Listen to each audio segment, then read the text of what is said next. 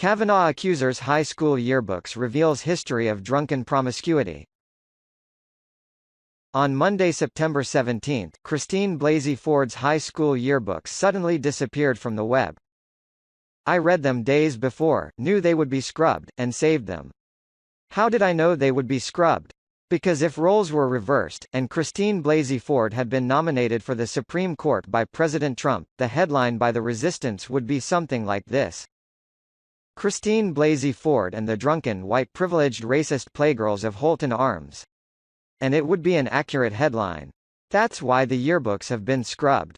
They are a testament to the incredible power these girls had over their teachers, parents and the boys of Georgetown Prep, Landon and other schools in the area.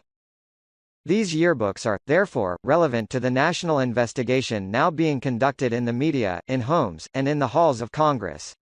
And they should not have been scrubbed. If Brett Kavanaugh's yearbooks are fair game, so are these.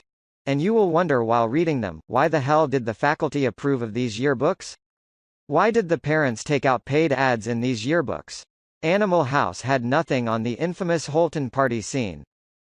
The resistance media has been singularly focused on Brett Kavanaugh's high school yearbooks, which imply that he got drunk and threw up. There's no need to imply anything from the Holton Arms yearbooks. It's all there in focus, and the written word too. All of the sordid details as approved for publication by a look the other way faculty. And now it's available for historical, evidentiary review. It is to this wild Holton culture we must look in order to shed light on the last-minute accusation by Christine Blasey. And in the official high school chronicles of this era, we find many names of people who can provide relevant evidence. Christine Chrissy Blasey alleges she cannot recall the exact date, place or names of people who were at the party in question. This research is intended to refresh her recollection and the recollections of others who may recall key facts.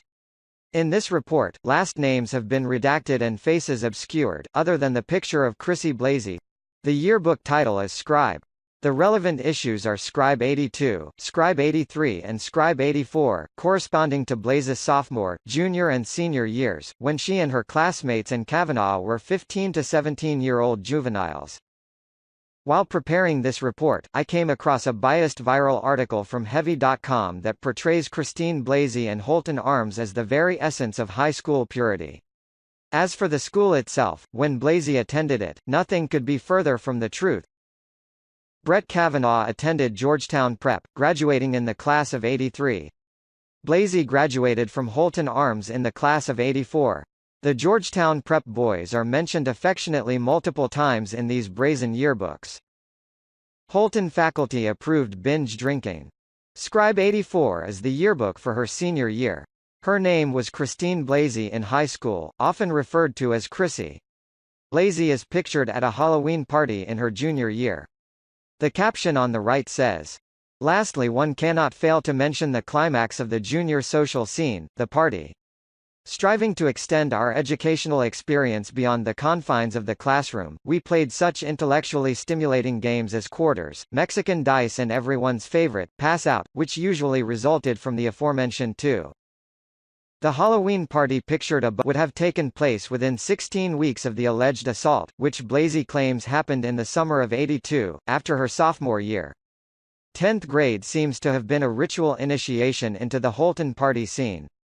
Another sophomore girl threw multiple all-night benders, the highlight of which featured a male erotic dancer in gold G-string. 1982 was a particularly wild year and Scribe 82 published multiple pictures of minors drinking heavily, beer cans stacked up, liquor repeatedly glorified, boys, beer and the zoo atmosphere. The caption on the right side of the image mocks the faculty and parents, "Come on, you are really too young to drink." Numerous passages in the yearbooks discuss the drunken keg parties held while parents were away from home. Scribe 83 joyfully recalls partying with the boys from Georgetown Prep, Kavanaugh's high school. The editors captioned a collage of alcohol-themed photos as follows. In case you were not into the Holton party scene, here is a brief glimpse at one of the calmer get-togethers. Faculty approved RACSIM at Holton Arms.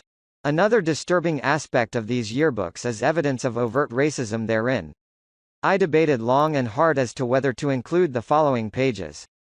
But it's important that we closely examine the privileged Holton Arms culture while Christine Blasey was a student there.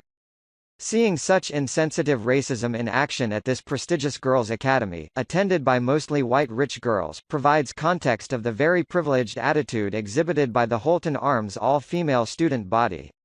That the Holton girls got these yearbooks approved by faculty and paid for by their parents shows just how powerful they were in their own right at such a young age. And the fact that Holton Arms had these yearbooks scrubbed from the web, just as Christine Blasey Ford came forward with her allegation against Brett Kavanaugh, proves that they still know how to dominate. In doing so, they prevented the nation from weighing relevant facts. This is why I have chosen to include the following ugliness in the report.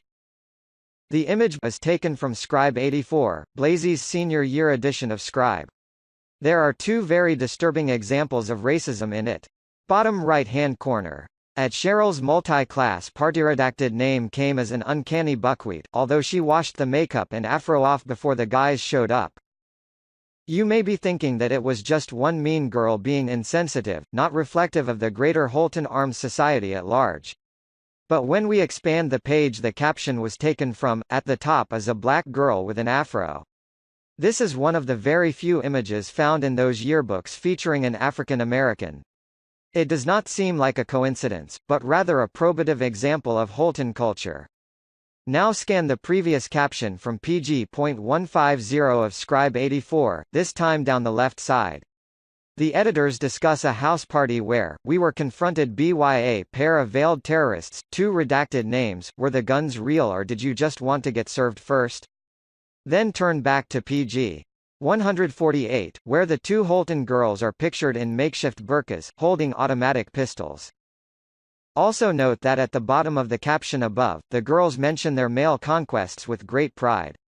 No longer confining ourselves to the walls of Landon and Prep, we plunged into the waters of St. John and Gonzaga with much success. Faculty-approved sexual promiscuity. Scribe 82, pg.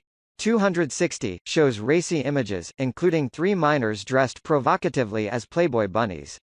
The caption states, "Beach Week culminated the year for those of us lucky enough to go. With school and our minds in temporary recess, we were able to release all those troubling inhibitions of the past year. While dancing in the middle of Coastal Highway, an redacted last name and friends picked up some men who passed out in their apartment." Read the whole page. It has some weird Hitler jokes as well. Now we turn to the final sentiments from Scribe 84, Chrissy Blasey's senior year at Holton Arms. Page 261 gives the parting sentiment of her 6-year Holton experience. There are two relevant quotes. The first characterizes the senior girls as sexual predators upon younger boys. Other seniors preferred to expand their horizons and date younger men, usually sophomores, who could bring the vitality and freshness of innocence to a relationship. The Holton girls clearly portray themselves as the sexual predators here. Let's talk about memory. In conclusion, please look again at the page. In the final passage, the joy of passing out and forgetting everything you did the night before is praised. And there were always parties to celebrate any occasion. Although these parties are no doubt unforgettable, they are only a memory lapse for most, since loss of consciousness is often an integral part of the party scene.